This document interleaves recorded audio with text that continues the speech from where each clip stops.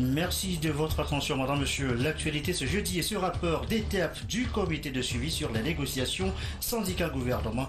Un mois de travail qui devra dégager des pistes de sortie de crise dans la fonction publique. Les précisions tout à l'heure en début de journal.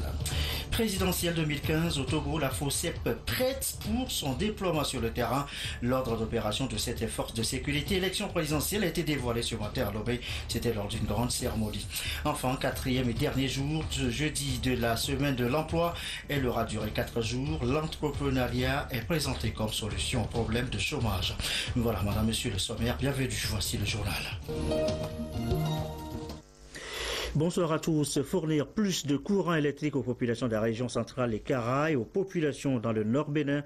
Eh bien, le poste de transformation électrique de Kédéoudé dans la préfecture de Tchaouzou devrait désormais répondre à ce besoin. Il a été inauguré ce jeudi par les présidents Fornia Singbe du Togo et Yahi Bodi du Bénin. C'est un poste d'une puissance de 161 kV. L'ouvrage renforce par ailleurs l'intégration des deux peuples béninois et togolais. Nous reviendrons plus en détail sur cette cérémonie dans nos prochaines éditions. Notre équipe de reportage est en plein montage en ce moment même à Kara. Regardez, écoutez l'ambiance qui a prévalu tout le monde.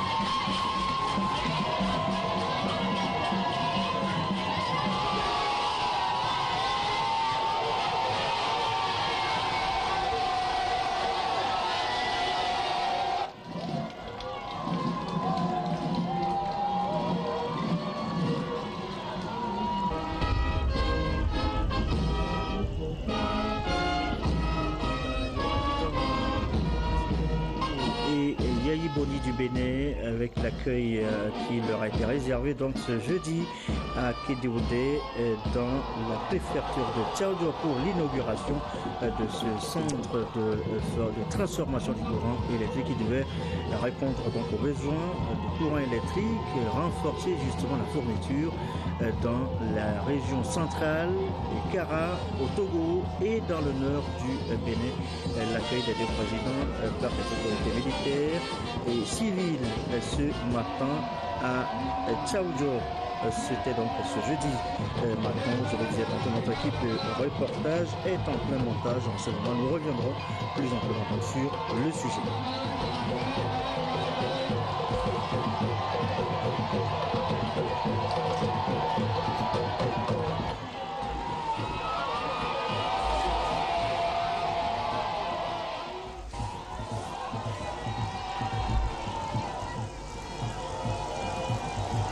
Voilà, et vous suivez là le geste qui met en service ce centre de transformation, la coupure du ruban symbolique, lançant donc les services de ce centre de transformation qui devait donc fournir du courant électrique au Togo et au Bénin, dans la région centrale et Kara précisément, en ce qui concerne le Togo et dans le nord du Bénin, en ce qui concerne donc le Bénin. On voit donc à l'image ce centre de transformation en ce moment même, image sur laquelle nous reviendrons bien entendu plus en détail.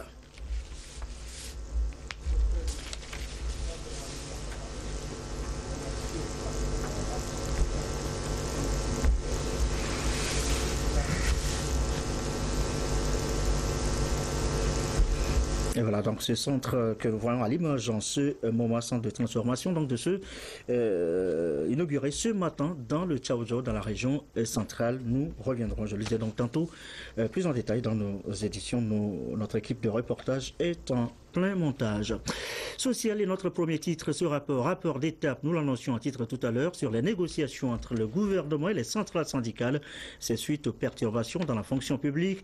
Eh bien, le comité vient donc de produire un premier rapport présenté ce matin. Que dit concrètement ce document? Eh bien, voilà cela avec Gérald Agoudou et Charlotte Moussime.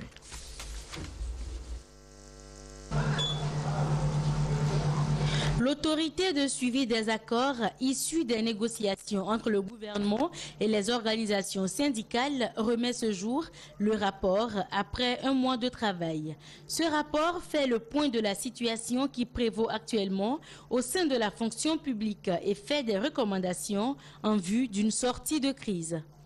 Aujourd'hui, nous avons remis au gouvernement le rapport d'étape qui est un rapport qui parle de tout ce que nous avons fait durant ce mois. Et dans ça, ce n'est qu'un suivi détaillé du relevé des conclusions.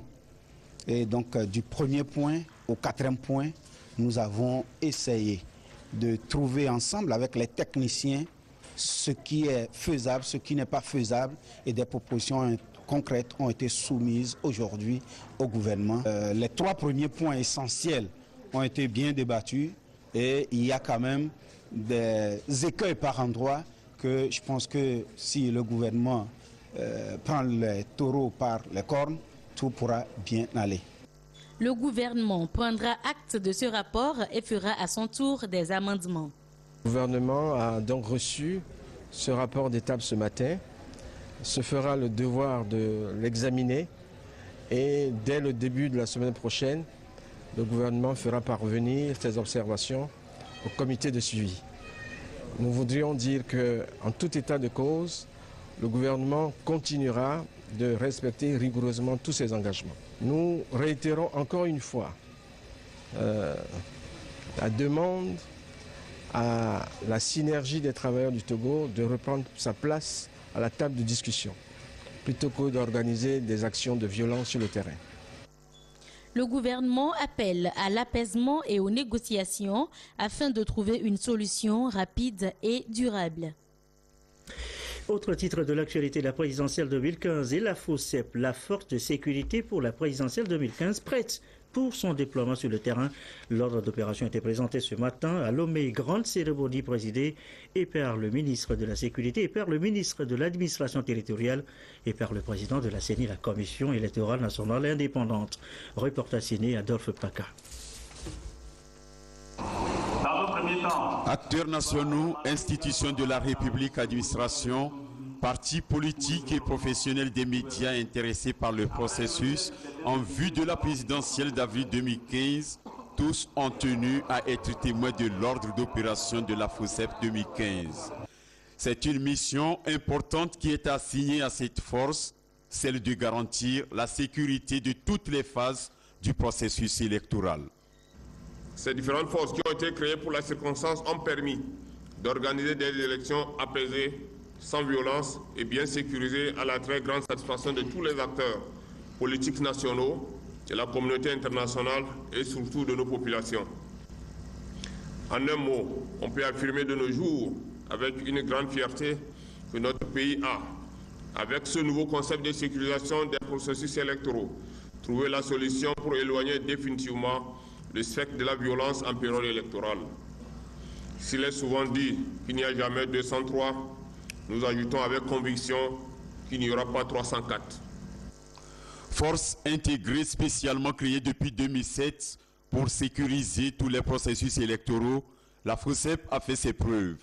Pour le prochain scrutin, la CENI, Commission électorale nationale indépendante, instante d'organisation et de supervision de cette élection, ne doute pas de son efficacité. Qu'est-ce que la CENI attend de la FOSEP pendant cette période?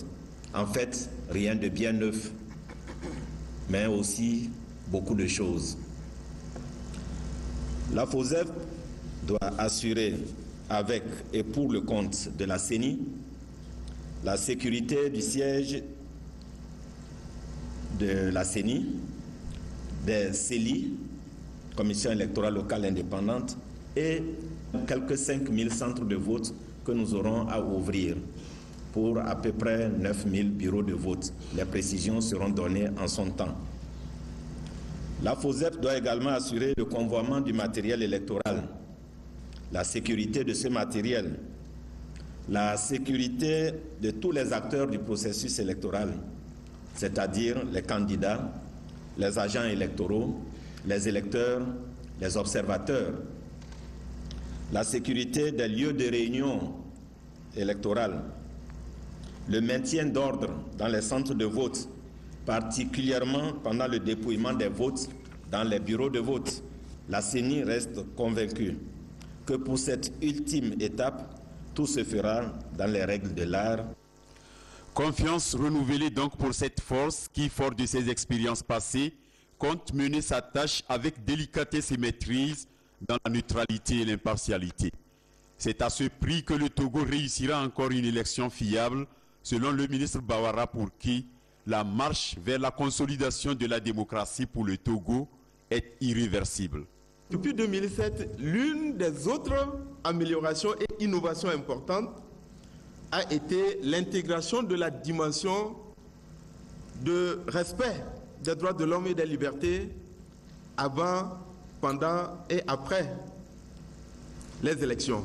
Malgré toutes ces mesures, qu'il s'agisse de la création de la COSEP, qu'il s'agisse du déploiement des observateurs nationaux et internationaux, qu'il s'agisse de l'encouragement, de l'accompagnement et de l'appui des partenaires pour nous amener à avoir un processus électoral paisible, sans violence, transparent, fiable et crédible, il me semble que la vraie sécurité, le vrai climat de sérénité et de paix dont nous avons besoin à l'occasion des élections relève de la responsabilité individuelle et collective de nous-mêmes en tant que Togolais. La responsabilité du climat de sérénité et de paix ainsi que de sécurité avant, pendant et après l'élection relève de la responsabilité des acteurs politiques. Nous avons entamé depuis 2005 un processus d'apaisement de la vie politique, un processus de réconciliation nationale. Quel message allons-nous donner à nous-mêmes, aux pays voisins, à la CEDEAO, aux pays amis et à la communauté internationale si, après avoir réussi les élections en 2007, en 2010 et en 2013, l'élection présidentielle de 2015 devait consacrer non pas une avancée mais un recul? Nous assistons ces derniers temps à des revendications sociales qui sont légitimes. Mais quel que soit le vainqueur de l'élection, il ne sera pas en mesure de répondre à ces préoccupations légitimes si nous ne parvenons pas à préserver le climat de sécurité et de paix. Ils sont donc plus de 8000 à composer cette force qui sera déployée sur toute l'étendue du territoire national. Appelés dans leur mission à suivre un guide, ce précieux instrument, élaboré avec le soutien des partenaires techniques, a été remis aux responsables à cette occasion. Et pendant ce temps, le parti Union pour la République poursuit sa campagne de sensibilisation. Les cadres étaient devant les militants de l'OGU, invités mieux, exhortés à œuvrer pour la victoire du candidat Unir. La correspondance à Takpamé, Yves Agbevivi. La salle de conférence de l'évêché d'Atakpamé était suffisamment remplie d'hommes et le reste des participants à cette réunion de sensibilisation et d'information des militants du parti de l'Union pour la République Unir, section Ogo, qui a été choisi pour défendre les couleurs du parti à la présidentielle d'avril prochain. Une bataille électorale qui nécessite une préparation selon les organisateurs en vue d'une victoire sans précédent de Foriso Zenania Singbe, investi candidat du parti en février dernier à Kara. La paix, voilà un autre thème abordé au cours de la rencontre. Après la convention de février à Kara où nous avons choisi notre candidat, nous sommes revenus à Takpamé, surtout dans le groupe. Il faudrait quand même que nous réveillons nos candidats, nos militants et militantes pour leur dire de se préparer afin que le 15 avril, nous ayons une victoire éclatante pour le candidat Fonya Singbe. Nous leur avons rappelé et leur interdit que le jour J, après les votes qui restent à la maison carrément, il ne faut pas qu'ils cèdent aux provocations. La paix doit régner à Takpamé et partout ailleurs au Togo, et les récents événements de Djereouye dans la dite commune ne doivent plus se répéter. Ce serait la lutte que doit mener chaque militant du parti. Voilà la déclaration du Major Kouloum qui, à l'occasion, a expliqué aux militants ce qui explique son implication, la seule dans les 10 événements, celle de calmer les tensions et d'apporter la paix entre les différentes communautés de la localité. De son côté, le PDR, le Parti pour la démocratie et le renouveau, forme ses délégués pour le bureau de vote. Le parti entend par cette séance limiter les contestations au lendemain du scrutin. Patrice Bocor pour le compte-rendu.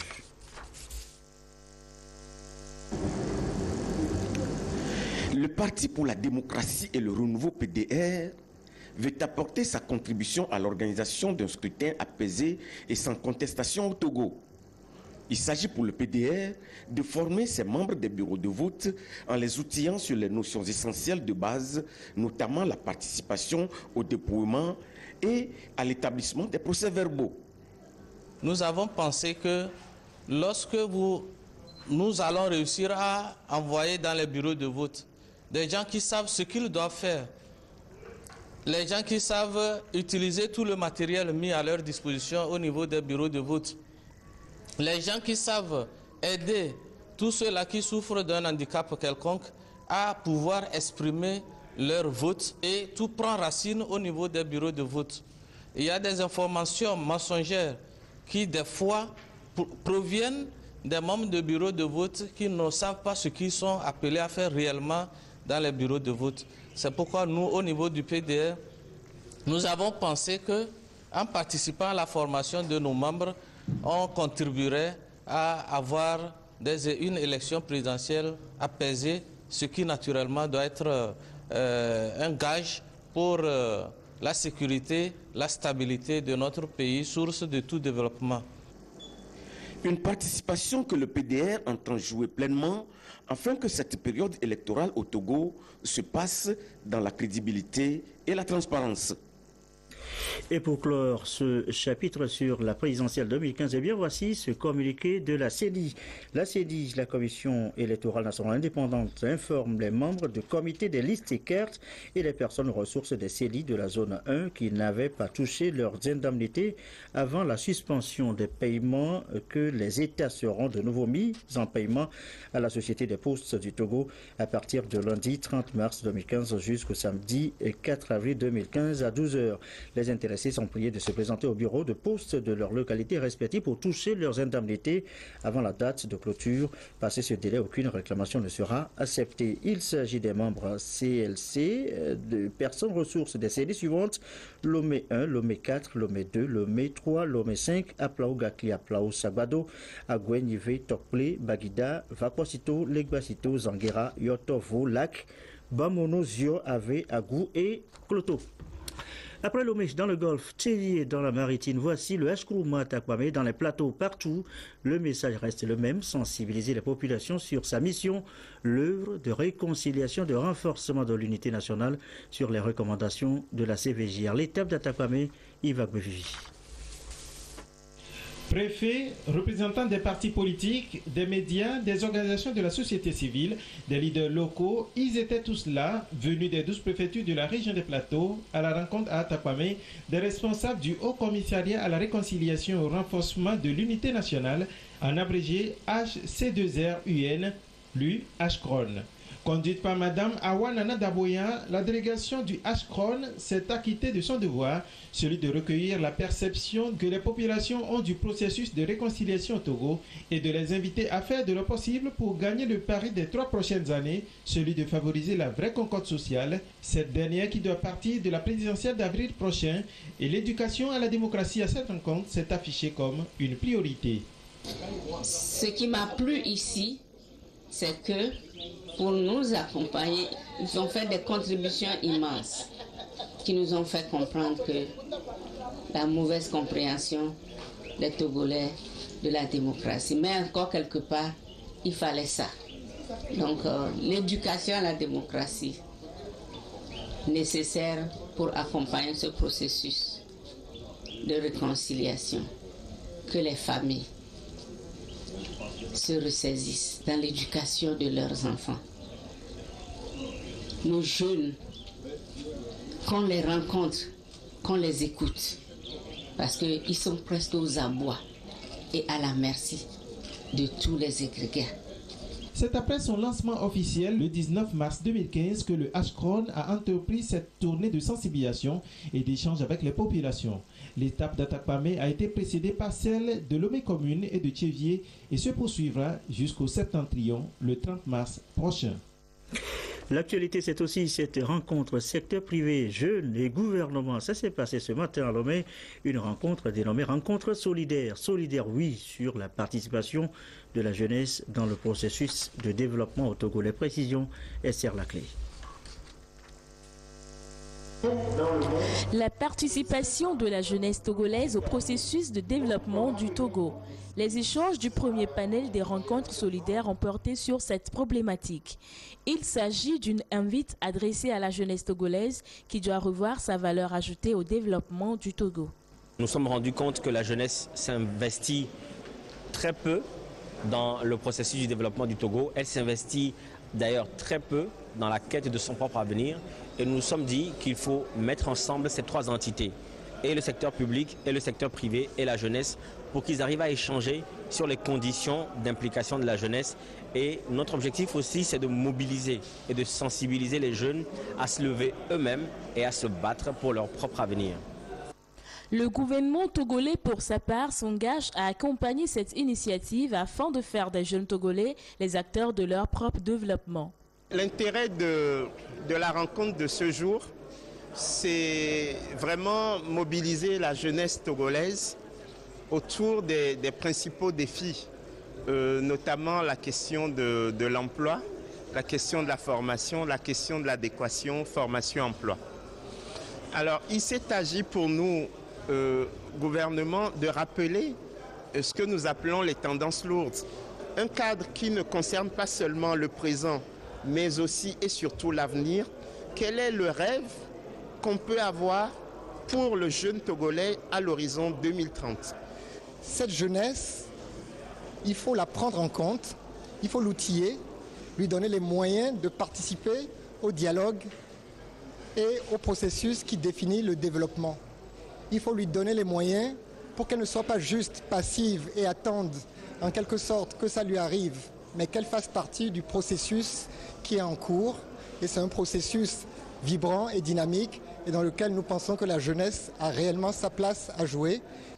Plus de 60% de la population togolaise est jeune, 3/4 à moins de 30 ans et 40% moins de 15. Ces chiffres prouvent à suffisance l'urgence de la problématique de leur participation au développement. Ces rencontres solidaires vont se multiplier dans les jours à venir afin d'atteindre les jeunes de tous les secteurs. L'emploi, la jeunesse précisément, fortement intéressée par la semaine de l'emploi. Tout s'achève ce jeudi. L'accent aura été mis sur l'entrepreneuriat comme solution au chômage. Les différents programmes de financement des projets d'entreprise ont été à l'occasion présentés aux étudiants et demandeurs d'emploi. Sonia Monico, Clarisse Atikle. L'entrepreneuriat, une solution pour lutter contre le chômage. C'est le thème qui a retenu l'attention à ce 4e et dernier jour de la semaine de l'emploi au Togo. Les étudiants et les jeunes demandeurs d'emploi ont été sensibilisés sur les avantages liés à l'auto-emploi. Il faut que les jeunes s'informent. Et voilà la raison d'être de cette semaine de l'entrepreneuriat. Et je vous assure que la participation a été intéressante, a été émouvante.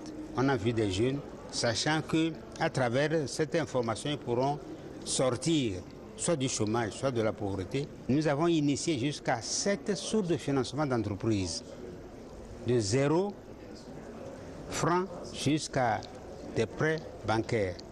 Parlant du financement, le Togo dispose aujourd'hui du Fonds national de la finance inclusive, FNFI, qui, à travers son produit AGICEF, accède des jeunes aux services financiers, soutient financièrement les jeunes à démarrer leur projet d'entreprise. Des structures, entre autres l'ANPGF et le FAEJ, accompagnent également les jeunes porteurs de projets. Nous avons des financements, et des garanties et des accompagnements techniques que nous mettons en place justement dans le souci de mieux aider l'entreprise à se développer. Voilà. Un jeune porteur de projet peut attendre que son projet puisse être financé, mais encore faut-il qu'il remplisse des conditions. Et c'est pour ça qu'une préparation à la base doit être faite. La meilleure façon de garantir un emploi, c'est de le créer soi-même, dit-on souvent. En tout cas, l'un des résultats attendus de cette semaine de l'emploi est d'amener 1000 demandeurs d'emploi à créer leur propre entreprise et à pourvoir de l'emploi aux autres. Et cette 3e édition de la semaine de l'emploi a reçu la visite hier du ministre du Travail, de l'Emploi et de la Sécurité sociale. John Aglo, sur place, a fait le point sur la situation dans le secteur informel et les risques et pour l'employeur et pour l'employé. Clarisse Aticlé.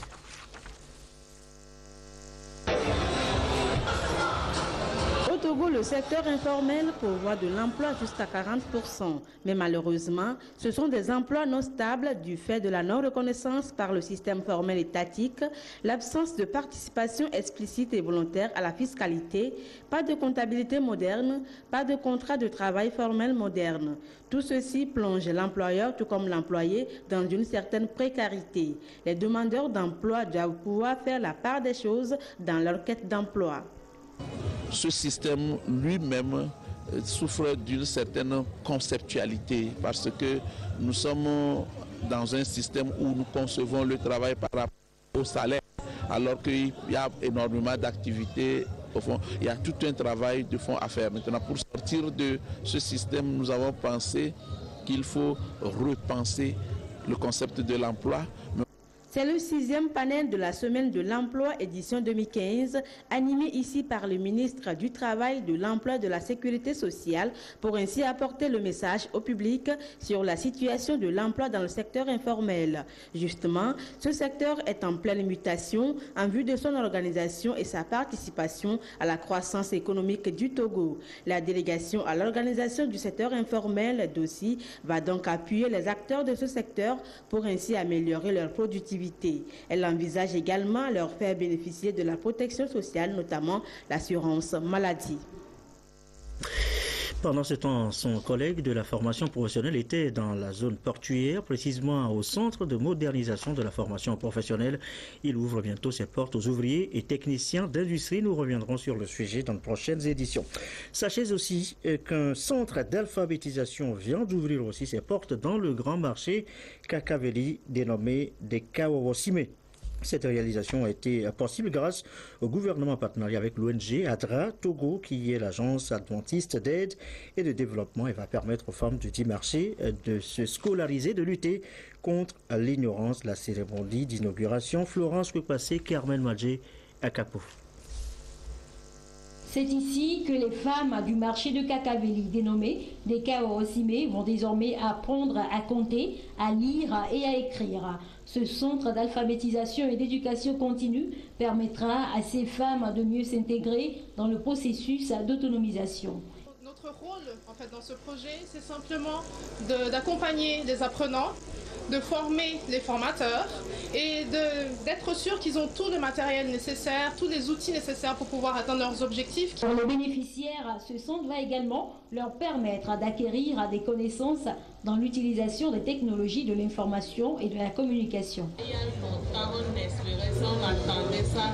Et nous, les femmes du marché des Kawawosime, nous sommes déjà prêts pour commencer le cours. En 2011, des enquêtes ont révélé qu'au Togo, les femmes constituent les 2/3 de la population analphabète.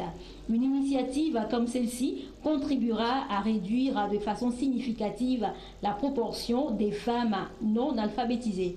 À travers donc ce projet qui s'appuie sur le principe de notre stratégie d'alphabétisation, ce principe est donc le principe du faire-faire.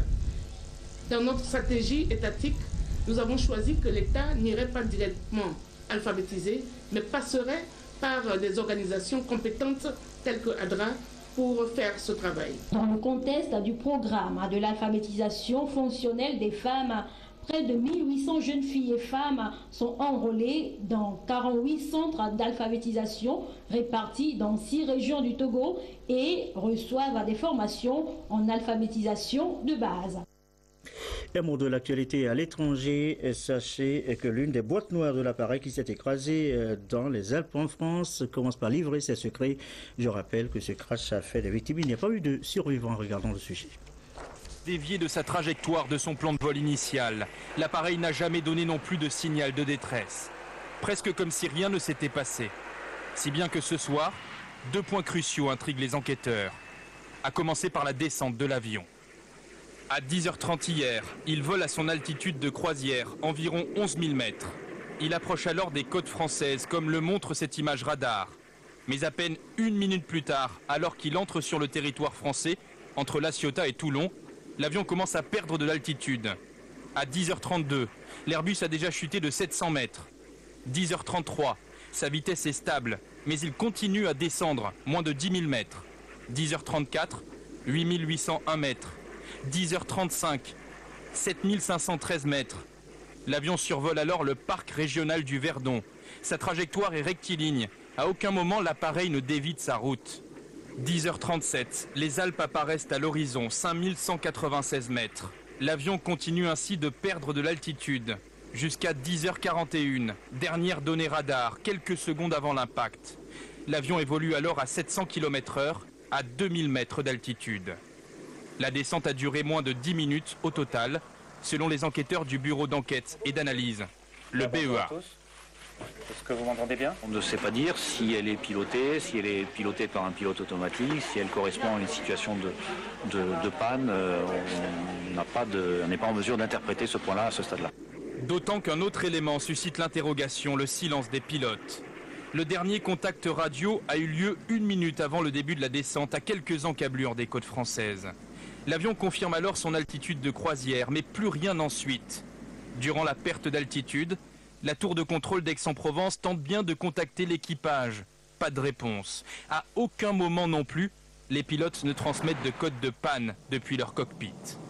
Ordre est alors donné à un Mirage 2000 de décoller pour tenter de se rapprocher de l'Airbus A320. L'avion de chasse n'apercevra finalement que les restes de l'avion, pulvérisés contre le flanc de la montagne. Et voilà donc l'information, le sujet sur ce crash qui a eu lieu, qu'il n'y a pas eu donc de survivants. Retour chez nous, l'actualité ce jeudi. Et comme d'habitude à 7h, eh bien ce sont les sports. Et ce soir c'est avec Alfred Colani, Claude est en déplacement. Bonsoir Alfred. Bonsoir. On va parler foot ce soir, foot essentiellement au programme Alfred. Ouais, du football net avec la finale du tournoi organisé par le Comité national olympique togolais depuis le mois de février au profit de 25 écoles de la capitale. Les Benjamins de Kélégouguen et les minimes du complexe sportif Planète Foot ont remporté la compétition. Solange Fiati. Déterminer ensemble les règles de jeu et la manière de célébrer conjointement un but marqué, voilà quelques stratégies pour cultiver chez les jeunes les valeurs sociales, le sens de la responsabilité, de l'engagement et surtout le fair play à travers le football net. Et les 4 établissements en finale ont démontré leur adhésion à ces principes lors des confrontations. Chez les Benjamins, EPP Kélégouguen en bleu et complexe scolaire laïque ESTA en blanc ont produit un jeu très agréable et engagé, très discipliné et respectueux des règles établies ensemble. EPP Kélégouguen a été la plus chanceuse et l'a emporté 2-1. Chez les minimes, bien que les mêmes dispositions sportives aient été respectées, le niveau lui n'a pas du tout été le même. Les t-shirts rouges du centre sportif Planète Foot ont baladé leurs adversaires du complexe privé laïque La Main de Dieu grâce à une bonne disposition tactique, une excellente distribution de la balle. Ils ont ainsi pu marquer 3 buts presque de manière similaire pour s'imposer. J'ai trouvé ce tournoi magnifique et festin. Je veux remercier ceux qui ont organisé ce tournoi. Je veux qu'on organise plus souvent ce tournoi. Je voudrais bien que on refait ce tournoi l'année prochaine, donc je suis très content. Je crois qu'avec les enfants, tout marche à tout prix. Et je dirais que tout a bien marché, du début jusqu'à la fin. Les enfants ont répondu présents, ils étaient réguliers. Je voudrais profiter de l'occasion pour remercier les directeurs de ces écoles qui ont libéré les enfants. À chaque fois que nous les avons sollicités, ils étaient là. Et je dirais que pour moi, c'est une grande satisfaction. C'est une grande réussite. Ce tournoi a permis non seulement de promouvoir le football net, mais de mettre en place une équipe nationale pour le tournoi régional de la discipline. Ce championnat régional est organisé par la Fondation internationale Olympe Africa, basée au Sénégal, qui va regrouper, comme je le disais, le Niger, le Nigeria, le Bénin, le Sao Tomé et le Togo, notre pays. Nous avons une sélection et au sein de ces 2 sélections, au niveau des minimes, nous avons 2 filles et au niveau des Benjamins, nous avons 2 filles. Des certificats de participation aux établissements, ainsi qu'aux teamers, l'équivalent d'entraîneurs, et surtout la remise des coupes aux Benjamins de l'EPP Kélégouguen. Et minimes du CS Planète Foot ont clos cette première édition de Football Net à Lomé. Nous le disions, beaucoup de foot au programme ce soir et beaucoup de matchs amicaux aussi en cette fin de semaine. C'est à la faveur de la trêve internationale. Samedi, les éperviers jouent l'île Maurice à l'île Maurice. Ils sont donc arrivés cet après-midi. Depuis 20h, Français et Brésiliens s'affrontent au Stade de France. Hier déjà, les espoirs français ont étrié l'Estonie 6-0. Des applaudissements de plus en plus nourris s'élèvent des tribunes du Hainaut à Valenciennes. De quoi rendre encore plus vibrant la minute de silence prévue en hommage aux victimes du crash de la Germanwings. Passé ce moment de recueillement émouvant, la nouvelle génération des espoirs français impose sa supériorité face à l'Estonie. Corentin Tolisso réalise même un super enchaînement, mais Haaland détourne. Le Lyonnais est tout de même récompensé après la demi-heure de jeu. Il s'infiltre dans la surface et décroche une frappe terrible. Il inscrit là son premier but avec les espoirs. Pas le temps de souffler. Une minute plus tard, les Bleuets continuent le spectacle. Sébastien Haller étale toute son aisance technique. Le joueur d'Utrecht aux Pays-Bas permet à son équipe de faire le break à la mi-temps. À la reprise, Mankowski fait rentrer Rabiot et Benzia. Un coaching payant immédiatement. Le milieu parisien lance l'attaquant lyonnais dans le dos de la défense estonienne. Benzia enroule ensuite sa frappe parfaitement. Dans le dernier quart d'heure, les Français déroulent à l'image de Sébastien Haller en réussite sur cette action. C'est ensuite au tour de Morgan Sanson de conclure un beau mouvement collectif initié par Rabiot. Enfin, Haller, encore lui, s'offre un triplé. La France s'impose 6-0. Une performance à confirmer lundi prochain face aux Pays-Bas, là encore en amical. Houston aura dû batailler jusqu'au bout à la Nouvelle-Orléans. Emmené par un James Harden auteur de 25 points et 10 passes décisives, les Rockets ont patienté jusqu'au 3e quart-temps pour reprendre les devants et finalement s'imposer de 2 petits points face aux Pelicans d'Alexis Aginsa. Le Français auteur de 8 points et 6 rebonds a donc vu son équipe s'incliner pour la première fois de la saison en 3 confrontations face aux Rockets. Houston toujours 3e à l'Est quand les Pelicans sont 10e.